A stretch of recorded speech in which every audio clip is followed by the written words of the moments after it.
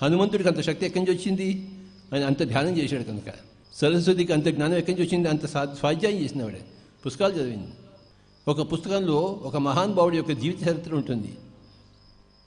పుస్తకం చదివితే ఆ మహానుభావుడి జీవిత చరిత్ర మనం చదివినట్టు. పిరమిడ్ స్పిరిచువల్ సొసైటీ మూమెంట్ అంటే ధ్యానము, స్వాధ్యాయము, సత్యం సంగతి, మౌనము. నోరు మూసుకుని కూర్చోవడం నేర్చుకోవాలి. ఊరికే నోరు వాక్కూడదు. ఎంతో అవసరమైతే కానీ ఒక నోరు ఇప్పి ఒక ముక్క తీయకూడదు. ఎంత ఎక్కువగా మనం ఉంటే అంత వాణి మనకు శుభ్రంగా ఉంటుంది. ఎంత ఎక్కువ ధ్యానం చేస్తే అంత మన ఆలోచనలు సమృద్ధిగా ఉంటాయి, సంపదగా ఉంటాయి, పుష్టిగా ఉంటాయి. This meditation your thoughts will be clear thoughts. And if you practice silence your speech will be very clear.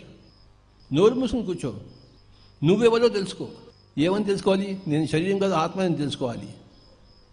ఈ మహిళా ధ్యానమా చక్రంలో ఈ గొప్ప విషయం అని తెలుసుకుందాము. నేను పురుష శరీరంలో ఉన్న స్త్రీతత్వాన్ని, స్త్రీ శరీరంలో ఉన్న స్త్రీతత్వాన్ని. స్త్రీ శరీరంలో స్త్రీతత్వం సహజం, కానీ పురుష శరీరంలో స్త్రీత్వం తెచ్చుకోవడం కష్టపడాలి, లక్ష్యంగా పెట్టుకోవాలి, అప్పుడే వస్తుంది అది.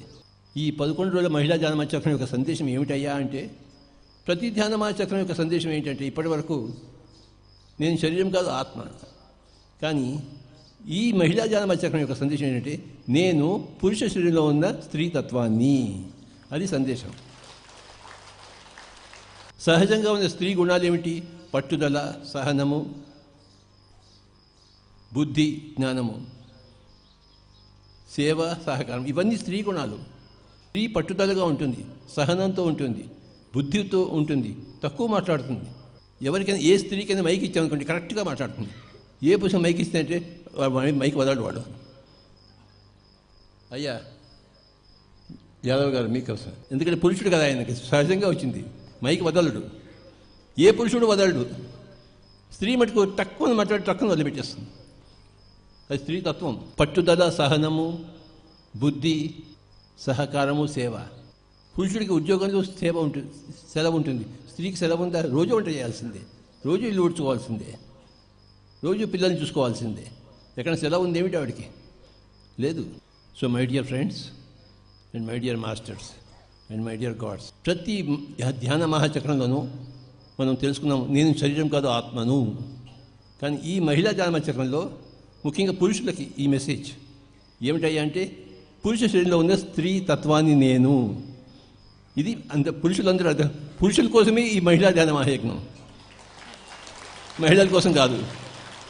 ఈ మహిళలు పిచ్చోళ్ళు, వాళ్ళ కోసం అనుకున్నారు వాళ్ళు. ఈ మహిళలతో అమాయకులు. ఈ మహిళా ధ్యాన యజ్ఞం కేవలం పురుషుల కోసమే ఉంది. ప్రతి పురుషుడు స్త్రీ పక్కన ఉన్న స్త్రీని చూసి నేర్చుకోవాలి స్త్రీతత్వాన్ని. స్త్రీతత్వం ఎక్కడి నుంచి నేర్చుకుంటాము? స్త్రీ దగ్గర నుంచి నేర్చుకుంటాము. పురుషతత్వాన్ని ఎప్పుడు పోగొట్టుకుంటాము? పురుషుడిని చూసి. స్త్రీతత్వాన్ని ఎప్పుడు సంపాదించుకుంటాము? స్త్రీని చూసి. అందుకే సగం మంది స్త్రీలు, సగం మంది పురుషులు ఉన్నారు ఒకళ్ళ గురించి నేర్చుకోవడం కోసం. స్త్రీ పురుషుని చూసి అలా ఉండకూడదని నేర్చుకోవాలి, పురుషుడు స్త్రీని చూసి అలా ఉండాలని నేర్చుకోవాలి.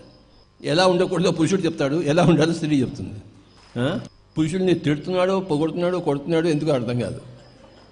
అంతా అయోమయం, గందరగోళం, కన్ఫ్యూజన్. ధ్యానం చేస్తే పురుషుడు స్త్రీ అవుతాడు, స్వాధ్యాయం చేస్తే పురుషుడు స్త్రీ అవుతాడు, సేవ చేస్తే పురుషుడు స్త్రీ అవుతాడు. ధ్యానం లేక, స్వాధ్యాయం లేక, సేవ లేక పురుషుడుగా అహంకారంతో ఉంటాడు, అజ్ఞానంతో ఉంటాడు. పురుషుడు స్త్రీగా మెటమార్ఫసిస్, రూపాంతీకరణ చెందడానికి ఎంతో ధ్యానం కావాలి, ఎంతో స్వాధ్యాయం కావాలి, ఎంతో సేవ చేయాలి. ధ్యానము, స్వాధ్యాయం చేసే సేవ ఆటోమేటిక్గా వస్తుంది.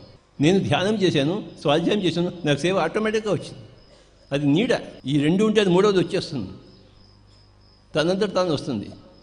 నువ్వు నారాయణుడు అయితే లక్ష్మి నీ దగ్గరికి వస్తుంది. లక్ష్మి అంటే ఆ సేవా గుణం, ఆ సహకార గుణం. ఇప్పుడు సొంత ఊడికి వచ్చినాడు. ముఖ్యంగా రాజకీయ నాయకులందరూ స్త్రీలుగా మారవలసిన అవసరం వచ్చేసింది. రేపు వచ్చే సంవత్సరం 2020 అందరికీ శుభాకాంక్షలు.